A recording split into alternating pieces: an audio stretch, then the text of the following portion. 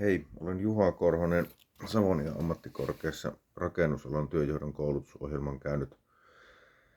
Ja 11 vuotta olen toiminut Telinikka-Taja Oy:llä työjohtajana rakennusalalla, rakennustelineiden ja sääsuojien parissa.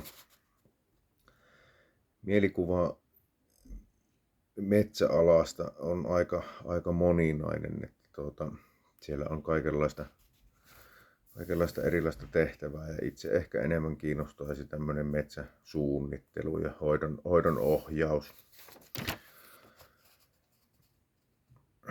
Alalla vaaditaan riippuen totta kai työtehtävästä, mutta monenlaista osaamista, että siellä on asiakaspalvelua ja pitää varmastikin olla silmää sille metsälle, että mitä sille tehdään tai neuvotaan tekemään. Metsätalousinsinöörihän sijoittuu esimerkiksi metsäsuunnittelijaksi tai neuvojaksi puun hankintaan. Hyvin moninaisia tehtäviä tarjolla. Haen metsätalousinsinöörikoulutukseen, koska koen, että tämä rakennusala on nyt mielestäni aika lailla nähty ja kaipaan uusia kuvioita arkeen.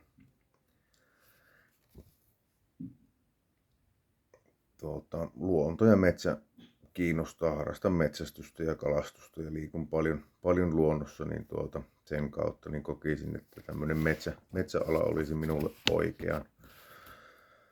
oikea ala. Opinnoilta odotan uusia tuttavuuksia ja taitoja ja mielenkiintoisia lähipäiviä sekä haastavaa opiskelua verkossa töiden ja arjen ohella.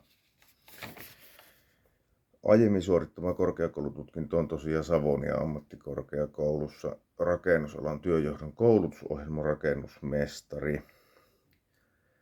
Tätä ennen olen käynyt lukio ja armeijan, ei varsinaisesti muuta koulutusta ole. Ja rakennusalalla on käytännössä kaikki minun työkokemus, josta viimeiset 11 vuotta koulun viimeisenä vuotena aloitin tässä Telinikka-Tajalla työnjohtajana. Siinä olen ollut. Työkokemuksen kautta sanotaan, että asiakaspalvelutaidot ja ongelmatilanteiden hoitaminen on tullut vähintäänkin erittäin tutuksi. Ja paljon harrastetaan laskentaa ja kustannusseurantaa, että sen puolelta tämmöinen esimerkiksi puun hankintajutut niin voisi olla tästä aikaisemmasta työurastani apua. Ajankäytön näkökulmasta uskoisin opintojen onnistuvan varsin hyvästi. Minulla on melko joustava työaika ja sitä kautta niin näkisin, että se onnistuu. Kontaktijaksoille osallistuminen pitäisi olla kyllä varsin helppoa. Saan järjesteltyä työt ja perheasiat hyvin.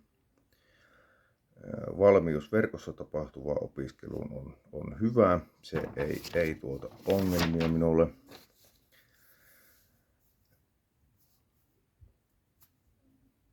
Opetussuunnitelma ja käytännön toteutus vaikuttaa varsin hyvälle ja realistiselle.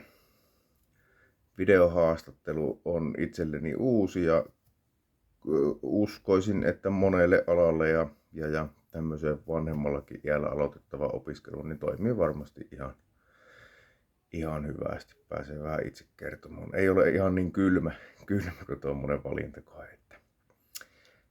Kiitoksia. Toivottavasti tapaamme opiskelun merkeissä.